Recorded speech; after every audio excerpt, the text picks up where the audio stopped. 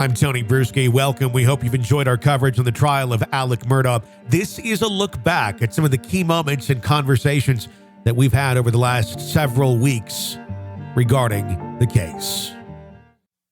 This is an examination of the hidden human condition. This is the Hidden Killers Podcast with Tony Bruschi. We are still talking with Curtis Cousin Eddie's attorney, who stars in the Alex Murdaugh case. Amy Zamurche is with us. And, of course, if you've been following the case, you know who Cousin Eddie is. This is the man who provided Alec, or one of the men who provided Alec with a bunch of pills, and also is the one who was on the side of the road in the accusation that Alec wanted someone to kill him.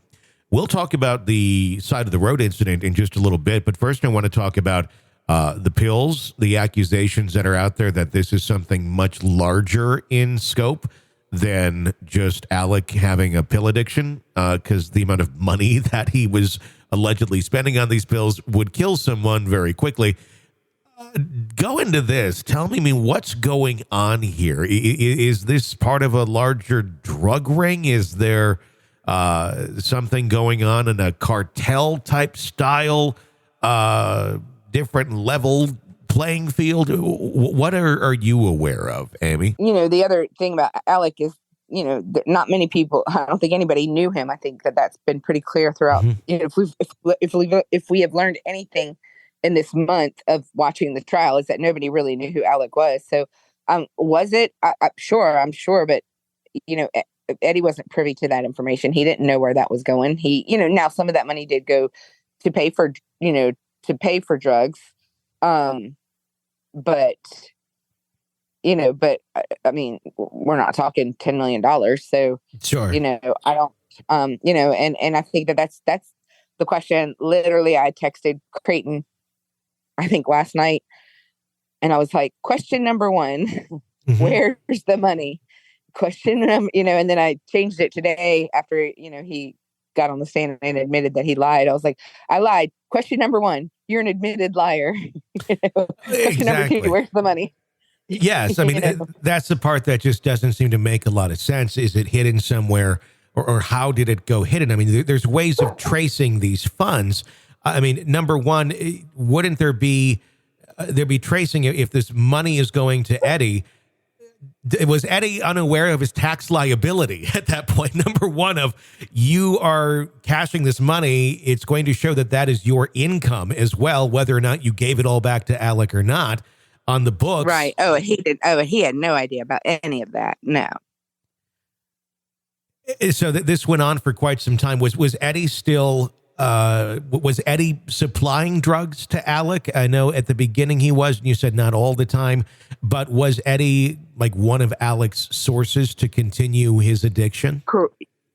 Well, one of his sources to continue getting pills. Okay. So, continue getting pills. Okay. I still maintain that I think that there's something much bigger at play here that we don't know about, and we probably will never know about.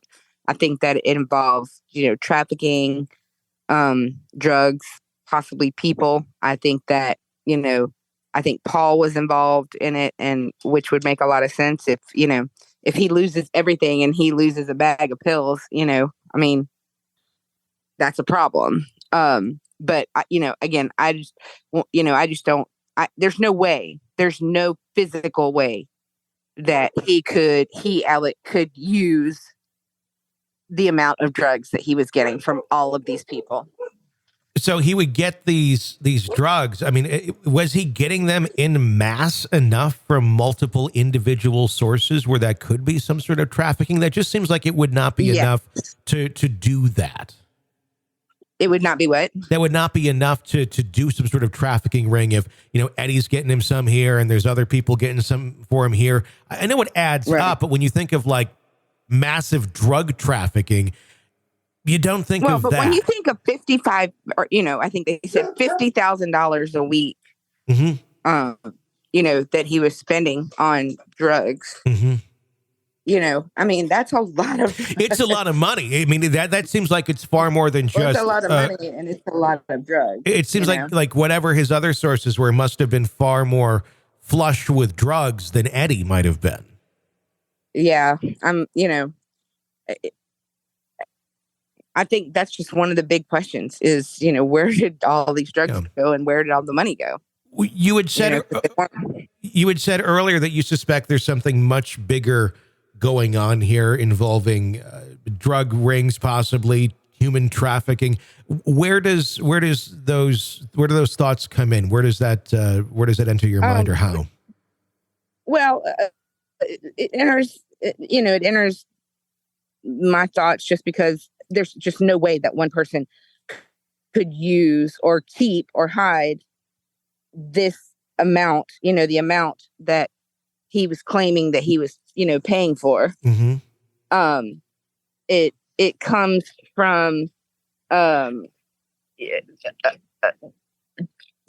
statements by Paul, talking about drugs and strippers and, How so? What I know there were statements that Paul had made, somewhat in jest, it seems. I know it was brought up actually on that new documentary that was released on Netflix, where he had yeah. I mean, I've heard that before the documentary, but yes. What was he saying specifically? Yeah. Like, what was he saying? Paul? Yes. I mean, he would just say that they would fly, that they would have parties where they would fly people in and entertain them with, strippers and drugs and, just like that was a normal thing. Wow. I mean, it just the idea of this. I mean, but at this point, nothing really surprises me as to what might have been going on there on the Murdaugh compound. But it's very interesting allegations of that. Are there any connections here between people discovering information about Alex's drug use or knowing about it and them not necessarily having a good future, meeting a demise of some sort? I mean, again, that's something I just don't think we're going to know the answer to. I know that idea has been floated with, the death of Gloria Satterfield. I don't know. Even with Paul and Maggie's own death, I mean, clearly there was that text message from Paul saying, "Mom found this." Yeah. And then shortly thereafter, he is, brutally murdered. I mean, and I think that's one of the most frustrating things in this case is that we don't know, and I don't know that we ever will. And I have always been a big proponent of police doing their job, and and I wish that SLED had done a better job in this case. But also when you're that powerful and you have that many connections, in and out of the country that, that we may never know. What's frustrating. If one card or one piece of this puzzle falls, does it all fall? And we look at it as a house of cards with Alec being the main thing, and maybe just within his family, he certainly is, but is he the piece of a much bigger puzzle that's going on here with drug trafficking? This is an examination of the hidden human condition. This is the Hidden Killers podcast With Tony Bruschi. There's more to be asked. We're going to get into the side of the road incident and the shooting, the suicide, miss, helicopter trip, whatever the hell that was, with Amy Zamurche. She is the attorney for Curtis' cousin Eddie Smith, as made famous in the trial of Alex Murdaugh. I wonder if he'll be on Dancing in the Stars someday. That would be kind of cool, wouldn't it, Amy?